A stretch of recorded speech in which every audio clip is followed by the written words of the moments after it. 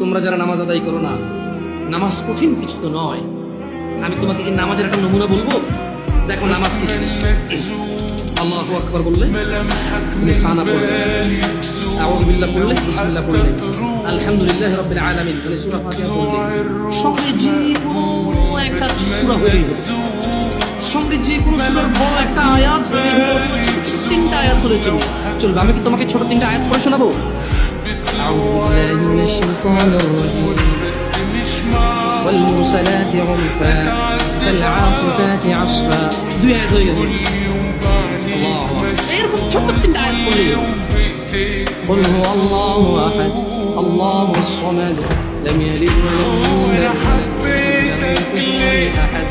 জামশেদ ভাই নামাজ সহজ কি? আমি তো শুধু আলহামদুলিল্লাহ সূরা ফাতিহা পড়তে পারি, আর কিছু এখন পারি না। ঠিক আছে, তুমি